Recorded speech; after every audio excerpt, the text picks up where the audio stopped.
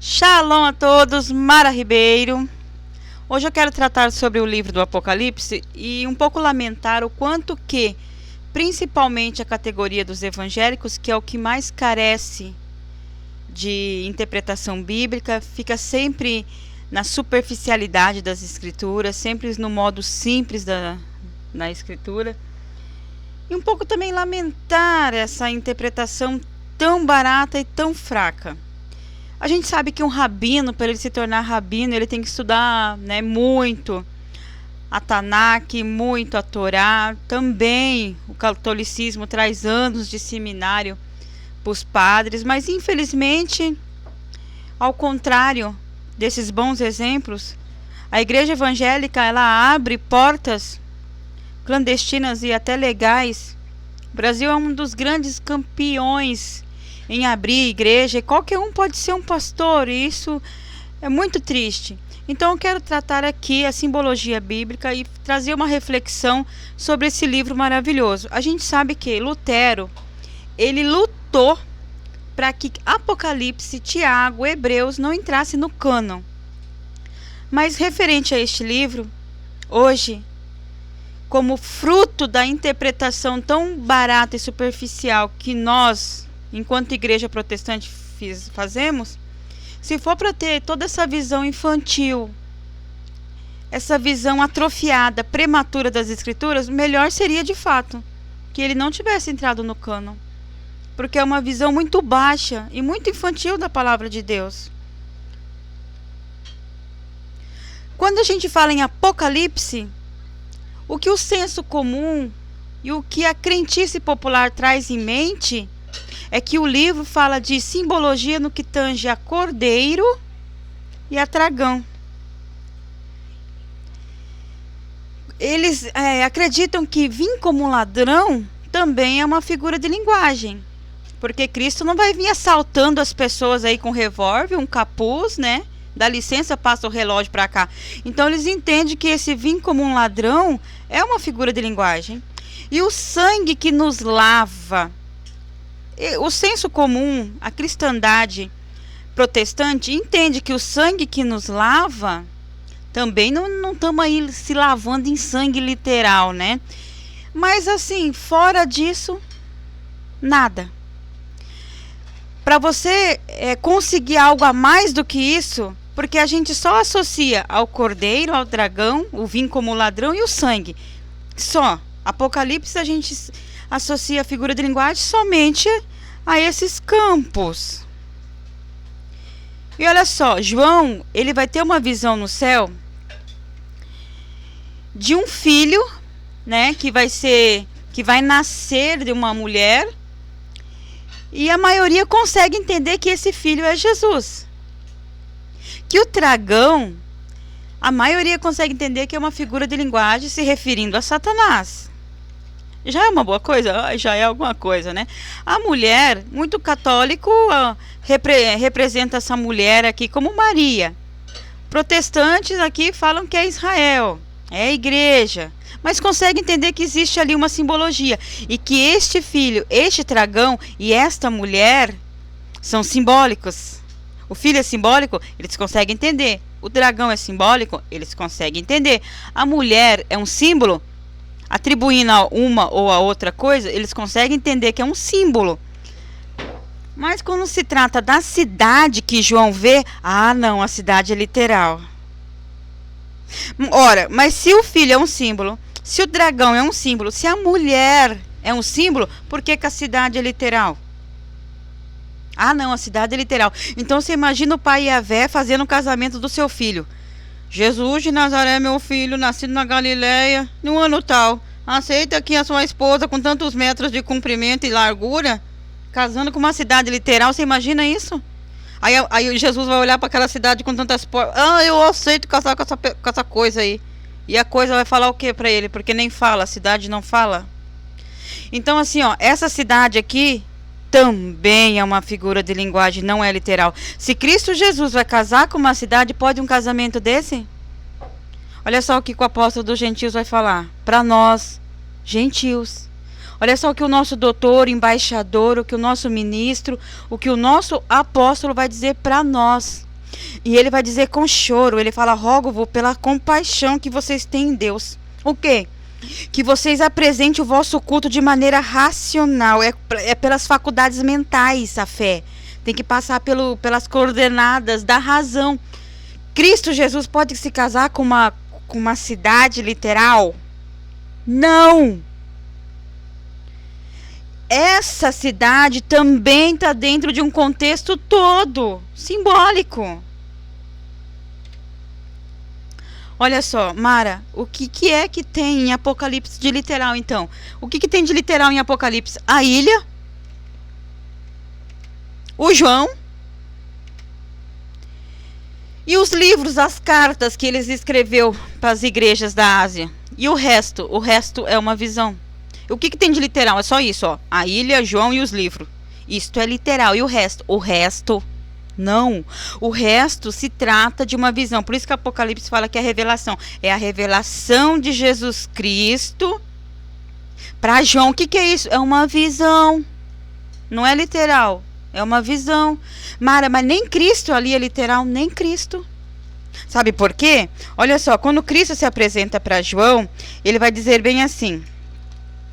Em Apocalipse 1, vai dizer bem assim: e virei-me, no versos 12, para ver quem é que comigo falava. E virando-me, vi 7 castiçais de ouro, e no meio dos 7 castiçais, um semelhante ao Filho do Homem, vestido até os pés de uma veste comprida. Esta veste comprida é um símbolo.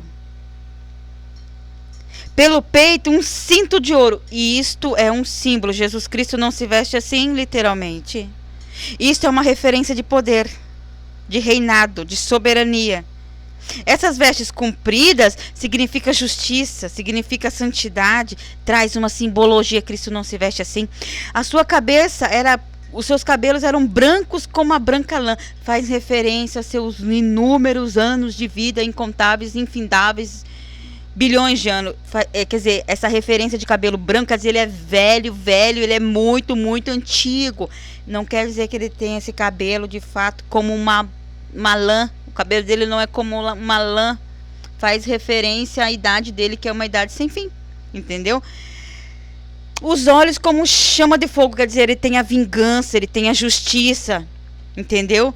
Como fala com o nosso Deus é um fogo consumidor, quando fala que os olhos dele é como chama de fogo, é que vê toda má obra, toda injustiça, aquele olho enxerga e vai vir para fazer essa justiça, entendeu?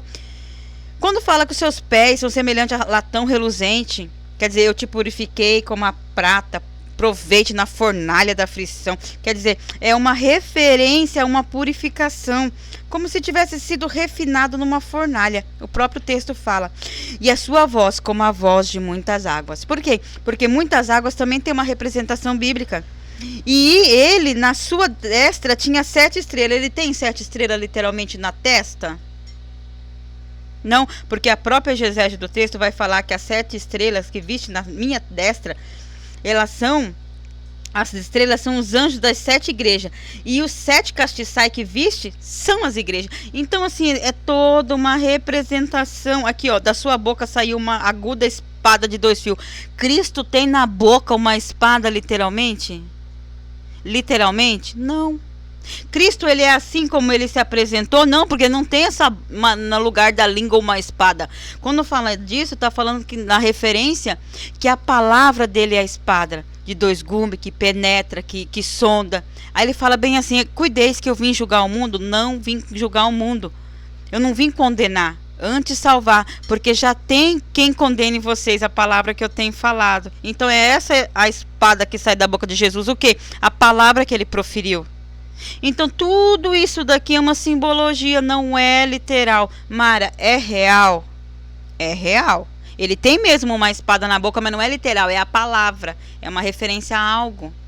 Todas essas simbologias aqui, elas são reais, mas não são literais. Entende? Olha só. Fazer midrash é interpretar os textos bíblicos segundo os métodos e técnicas rabínicas. A hermenêutica judaica possui 4 métodos ou níveis de interpretação. São modos elementares para se compreender o texto sagrado. Mas a maioria dos pentecostais ou das pessoas que leem a Bíblia, ela quer ler a Bíblia como se fosse um conto de fadas, né? Como se fosse qualquer um conto, e não é. E fica só no modo do simples, o pichate, só no sentido literal e pleno do texto. E partiu Jesus das partes da Galileia. É literal isso. E toda a Bíblia ela quer entender assim, de forma literal. Ou quase isso é o remes, que significa uma dica presente, uma palavra, uma expressão. É uma alegoria. É uma verdade que não está estabelecida no pichate. Traz um sentido alegórico mais profundo. Quando o apóstolo Paulo vai dizer assim, eu fui crucificado com Cristo, já não vivo eu. Aí a pessoa, no pichate, a pessoa vai entender que tinha 4 pessoas sendo crucificadas, não era 3. Eram os 2 ladrões, Jesus e Paulo, lá. Mas aqui no Remes, a pessoa entende que é uma alegoria. Quando ele fala, não vivo mais eu, a pessoa entende que a pessoa está morta. Não, ela está entendendo que ela é uma nova criatura em Cristo. E que ele não foi literalmente crucificado com Cristo ali. Oi, Jesus, também estou aqui. Não. Ele quer dizer que ele morreu com Jesus para o mundo, para o pecado, e vive agora a vida que Jesus dá para ele. Mas as pessoas quase não saem desses 2 níveis.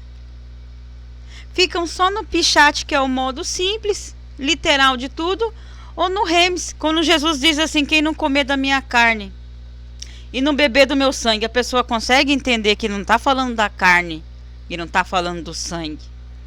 Literalmente. Os judeus contemporâneos de Jesus não entendiam, mas hoje os evangélicos conseguem entender que é uma alegoria, mas eles não conseguem entender que toda a Bíblia traz essa figura de linguagem. A Bíblia, ela é, em todo o âmbito literário, o livro mais rico no que a gente chama de representação, metáfora, alegoria, tipificação, parábola. Não existe um livro mais rico e mais tenso e mais recheado do que as Escrituras no que tange a alegoria, a representação. Mas agora tem o Midrash, que é o que? É a busca, é o estudo, é uma aplicação alegórica ou hermenêutica de um texto. A terminologia, o significado das palavras, a comparação com outros textos.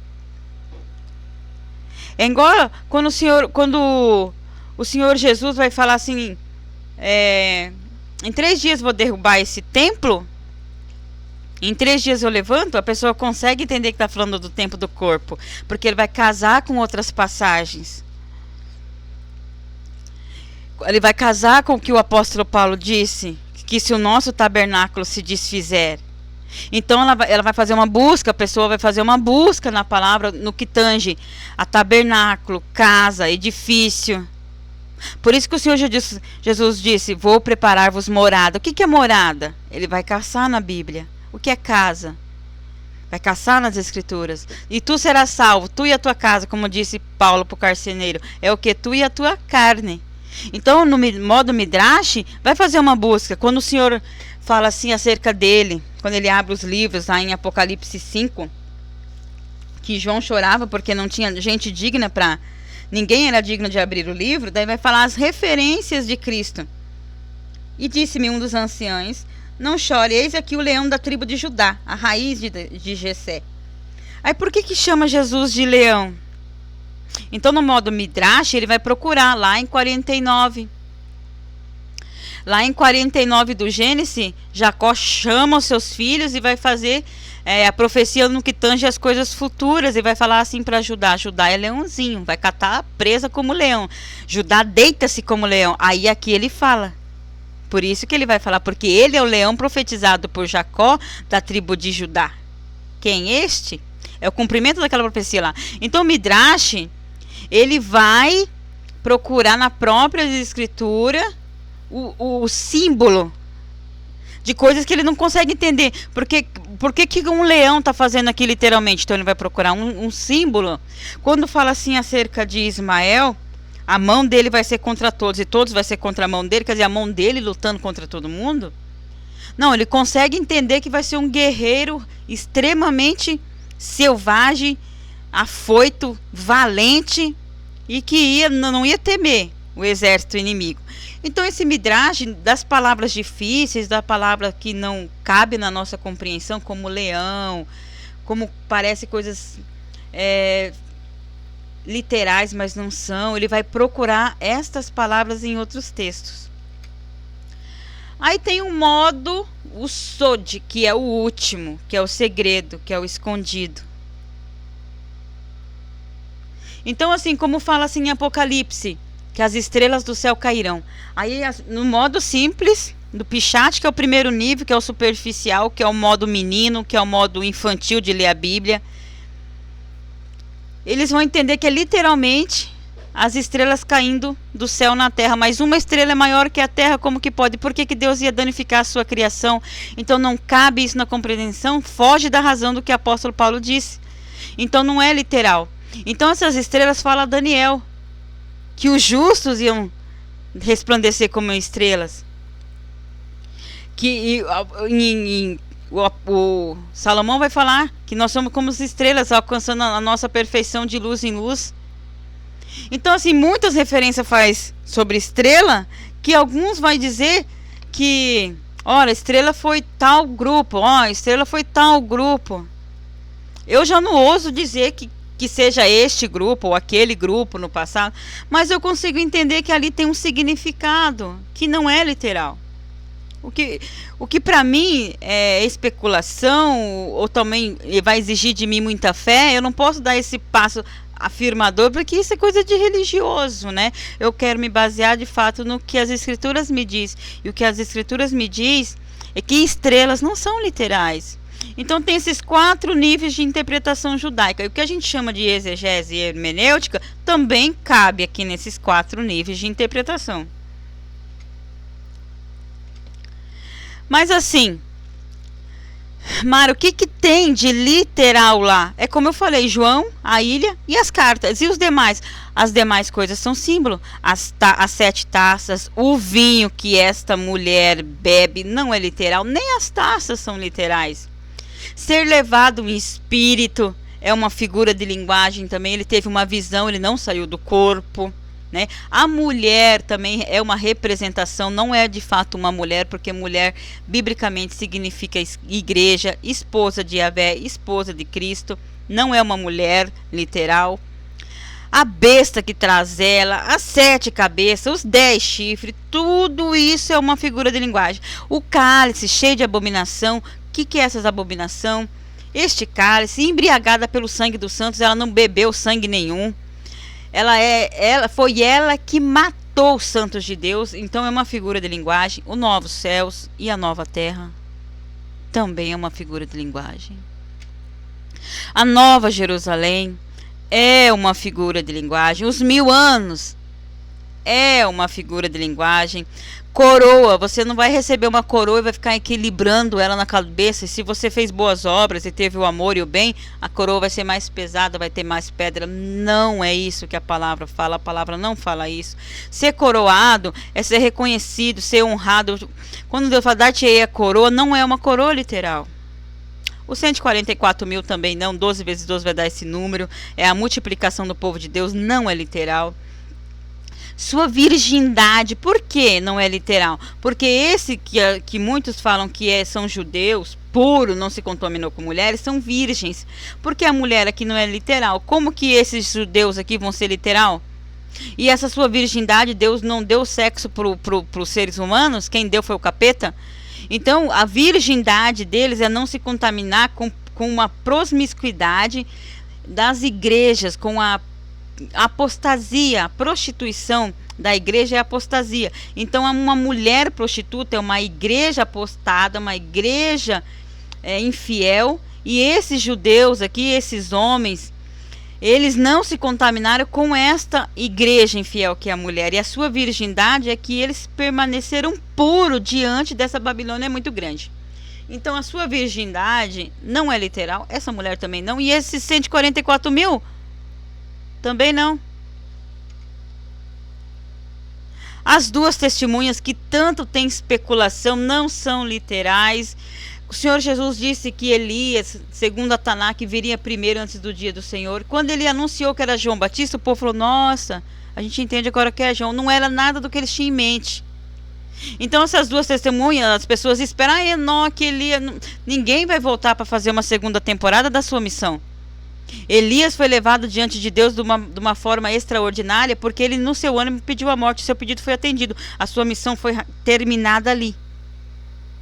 Então foi por isso que ele foi elevado de uma maneira surpreendente, porque ele pediu no seu ânimo a morte, e Deus falou: não, peraí, unge Azael, rei da Síria, unge o profeta Eliseu, profeta, no seu lugar. Aí ele falou assim: não, ele cumpre essas coisas e depois seu pedido é atendido.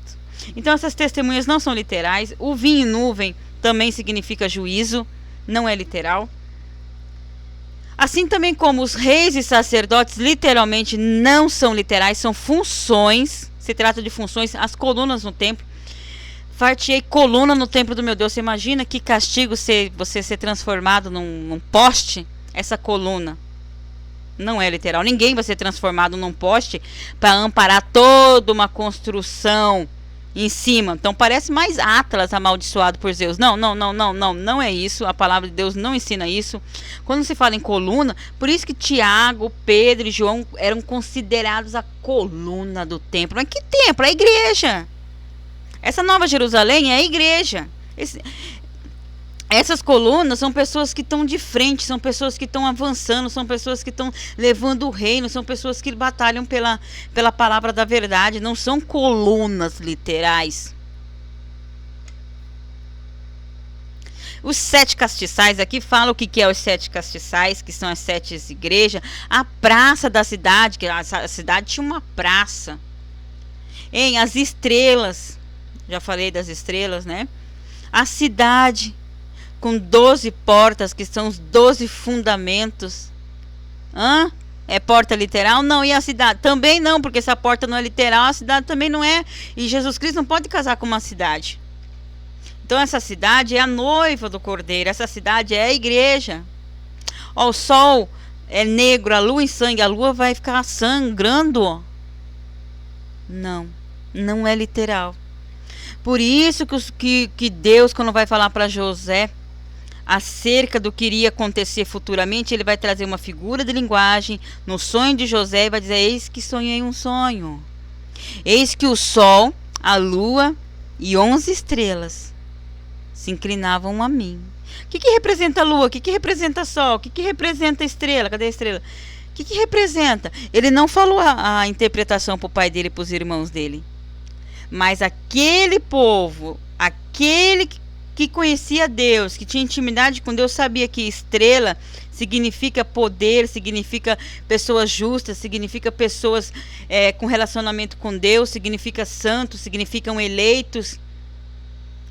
E a lua significa também poder, que a lua representava a mãe, e o sol representava José. Quer dizer, eram ordenanças de governo. Eram literais? Não, e eles sabiam que não eram literais. E os profetas da antiga aliança falaram sobre essa figura de linguagem da lua se tornar em sangue e o sol negro, quando havia a queda de uma nação, e para a queda daquela nação, Deus viria com essa figura de linguagem. E Deus profetizou a queda da Jerusalém, o seu cativeiro. Deus profetizou contra o Egito. Deus profetizou contra as nações pagãs, nações ímpias, com essa figura de linguagem. E o Apocalipse não é diferente. Então, quando se fala de muros, quando se fala, para que muro se não vai, para que muro nessa cidade se não vai haver mais o mal? Para que muro se muro quer dizer divisão, patrimônio particular? Então, o muro traz uma representação. As muitas águas também, os chifres, a prostituição, as vestes brancas, enfim. Olha só, a Bíblia, quando vai falar de estrela da manhã, de vento, de árvore, de chave de Davi, céu retirou-se, ainda vai falar como um livro. É uma figura de linguagem. Os montes, as ilhas, a segunda morte. O que é a segunda morte? É uma morte sem piedade. É uma morte sem misericórdia, é uma morte sem ressurreição. É o aniquilamento total e final.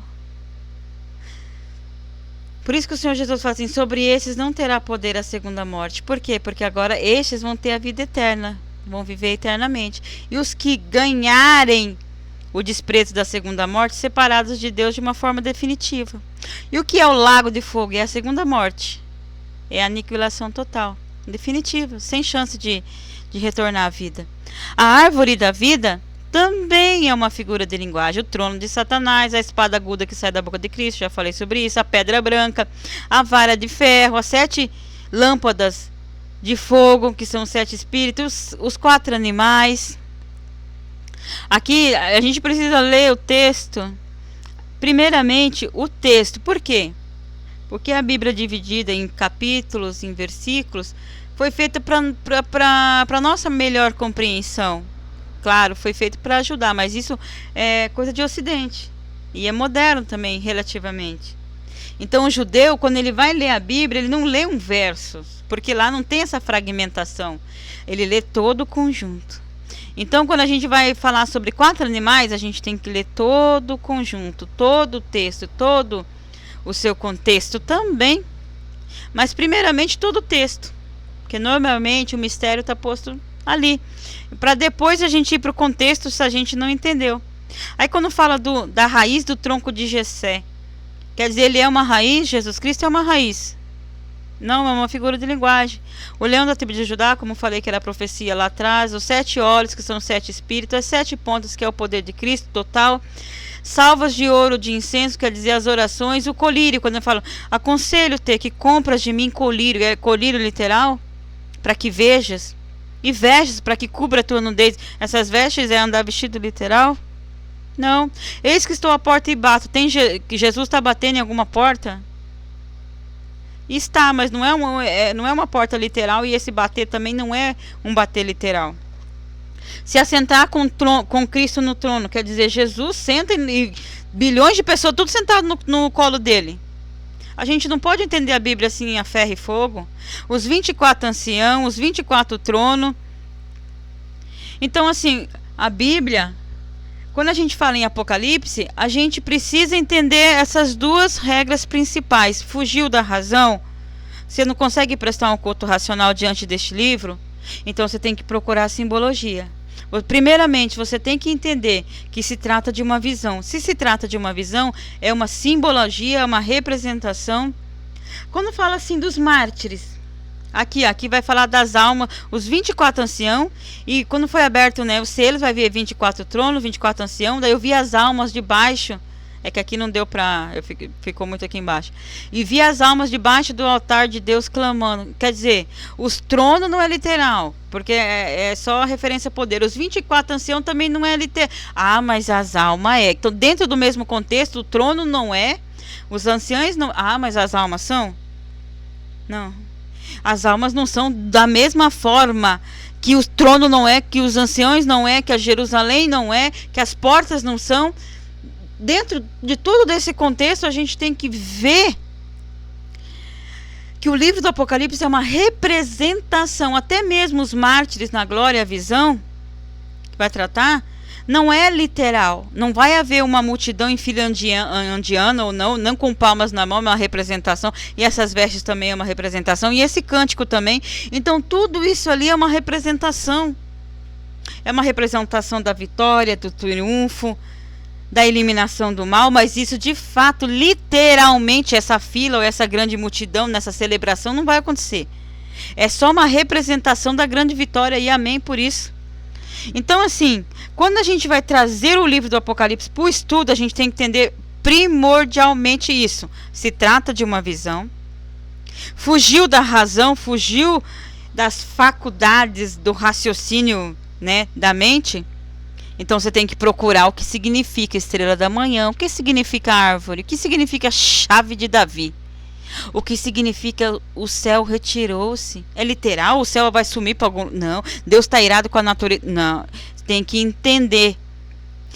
Tem que entender o que é monte na Bíblia, o que é ilha, o que é segunda morte, o que é árvore da vida, o que é o trono de Satanás, o que é a espada espada de água. Tudo aqui é um símbolo. Não tem o que não seja um símbolo. O trono, a praça, o mar de vidro. Tudo isso aqui é uma representação. É como que Cristo dissesse assim: olha, eu gosto tanto de você. Eu gosto tanto, mas tanto, que eu vou chamar você aqui para o meu particular. É como se eu chamasse uma pessoa para minha casa, para minha família, eu receber no meu lar, eu mostrar as fotos dos meus filhos, eu mostrar a nossa comida, eu mostrar o meu aposento, eu vou mostrar tudo, porque eu gosto tanto dessa pessoa que eu vou receber na minha casa.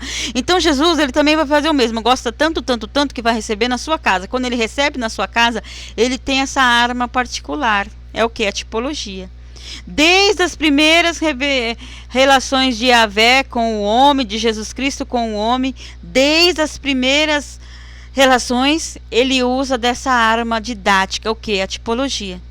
Caim, se você não fizeres o bem, não vai haver atenção para ti, certamente haverás. Mas se você não fizeres o bem, o pecado jaz às portas. Que porta? A porta do coração. Ou Caim, quando ele vai tratar acerca do assassinato por este cometido, o que você fez? O sangue de Abel, teu irmão, clama-me desde a terra. Tem algum sangue clamando? Não, era a forma de Deus dizer assim: Caim, eu sei o que você fez. Você matou seu irmão por inveja e eu tenho que fazer justiça sobre esse sangue inocente. Chega aqui, vamos conversar. Era a forma dele dizer isso, porque ele estava vendo aquela situação do ocorrido e nada passa despercebido aos seus olhos. Então ele chama a Caim com uma conversa e vai usar dessa figura de linguagem. Então, é o que? É o meio de Deus trazer verdades espirituais a uma mente humana limitada, porque eu conheço muito do que é estrela, do que é vento, do que é árvore, do que é chave, do que é monte, do que é ilha. Então ele vai usar isso como uma simbologia. Um monte não é uma coisa muito grande, uma ilha não é uma coisa muito especial. É uma especial ou não? Então, uma segunda morte, quer dizer, uma coisa definitiva. Ele vai usar árvore da vida. Então, quer dizer, uma pessoa que dá vida. Trono de Satanás, que é referência total de pecado, de imundícia. O trono onde ele habita. Então, espada aguda. O que é a espada? Eu não conheço muito bem de pedra preciosa. O que traz referência para mim? Vara de ferro. Quando fala em vara e ferro ainda, tu já vê que a coisa não é boa. Porque essa vara não quebra. E vara é para quê? Então, ele sabe que eu conheço 7 lâmpadas. Quando não tem... Ai. 7 lâmpadas, na época que não tinha energia elétrica. De fogo. Então, assim, ele sabe que eu entendo dessas coisas. De leão, de olhos, de colírio. Então, ele vai usar destas coisas que eu conheço para retratar aquilo que ele quer me passar.